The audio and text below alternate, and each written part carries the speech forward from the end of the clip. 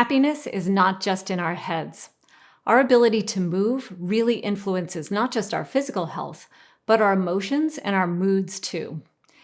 Sometimes we may wonder if it's something that's so good for us, why is it so hard to do? Why do we not exercise as much as we'd like? And the answer to that question is that the human relationship with physical activity is a pretty complicated one. Our ancestors did move, but they sat too, and we have evolved from their history to both sit and to move. So we'll explore all of those things, and we'll explore how physical activity matters in impacting our well-being. Physical activity matters for our well-being, and we'll leverage it in all of the different elements of well-being, such as socializing and connecting with others, getting a better relationship with ourselves, achieving goals, and having positive habits. We'll explore all of those topics through this course. My name is Leona Brandwene, and I'll serve as the host for this course. I am the Associate Director of Education at the Positive Psychology Center at the University of Pennsylvania, and I've had a lifelong fascination with the role of the body in our ability to be well. I studied at university in exercise physiology because I was so fascinated by sport and athletic performance that I really thought that that was going to be my lifelong endeavor. Through that, I began to explore the ways that movement impacts so many people in the world, and I actually started my career working in cardiac rehabilitation. From there, I began to think about why we weren't moving more in our daily lives to help us to prevent some of the bad outcomes that we see with disease. So I began working in corporate wellness, and I managed a very large employee wellness program. And still, it was very difficult for us to be able to encourage people to move. This activity that was so good for us was so hard to do. In 2009, I learned about this field called positive psychology. Positive psychology is the science of human flourishing. And in positive psychology, they study the mood states, the character strengths within individuals, and the institutions that can help to raise well-being. I studied at the University of Pennsylvania with Martin Seligman, and in that course, I learned about a lot of interventions that help to raise well-being, but most of those interventions were cognitive in nature. Think about things like gratitude letters or our ability to engage in cognitive behavioral therapy and reframing our thoughts. But there was one lecturer who was there who was the exception to that, and that was the late Ray Fowler, who was the former CEO of the American Psychological Association.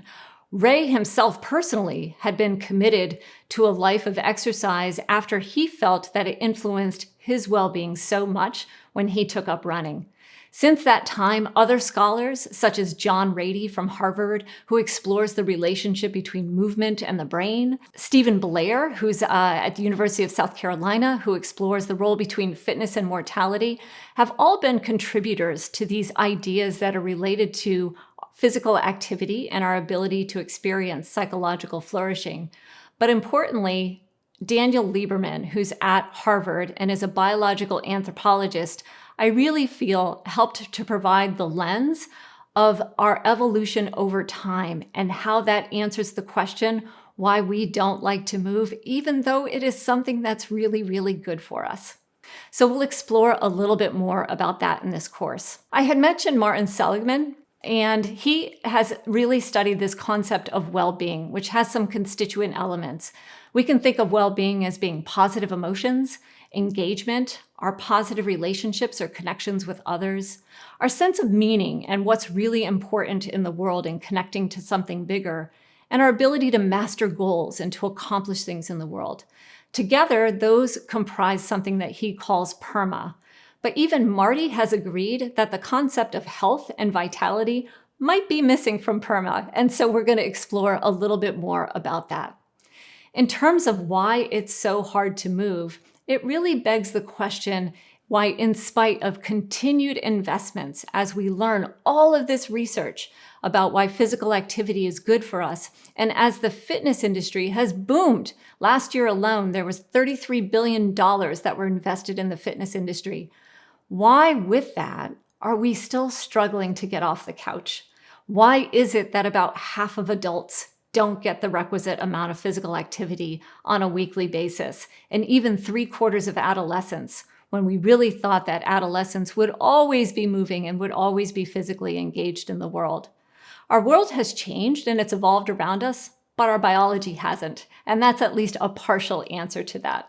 We'll begin to explore that topic and many more throughout this course as we think about how physical activity can impact your well-being and how you can leverage it to have a richer and more flourishing life. In this course, we're going to cover a few objectives. First and foremost, we'll start to explore the relationship between movement and happiness.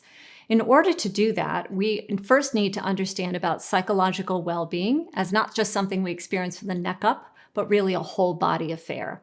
We'll talk about how humans have evolved and why we have this powerful instinct to sit, and that instinct to sit often overcomes our desire to move. We'll talk about ways that the brain and body are connected, and particularly think about some things like neuroplasticity and how our brains change under the influence of movement. And we'll also think about the endogenous drugs, or those chemicals in the brain that get rebalanced when we exercise to create that sense of well-being. As you're learning about how to integrate movement into your own life, it's important that we also differentiate between goals and habits, because sometimes we think about our failure to move as a failure of willpower, and it's really not. We can really set ourselves up for success by exploring some habits. Lastly, we will talk about how all of these things can be connected to the elements of well-being so that you can have a more flourishing life. Here's what you should prepare in order to get ready for this course. First and foremost, make sure that you have your journal ready to go. And in addition to that, we're going to ask you to begin to collect what I'm going to call an inspiration toolkit. It's a place to collect all of those pieces of information that help to inspire you towards exercise.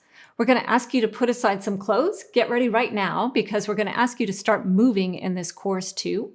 As a part of that too, you will of course need to clear any vigorous activity that you engage in with your physician so we can ensure that you're safe. You should plan to set aside 10 to 15 minutes for the course and about 30 minutes for exercise. As we prepare for this course, I'd like you to think about your mindset.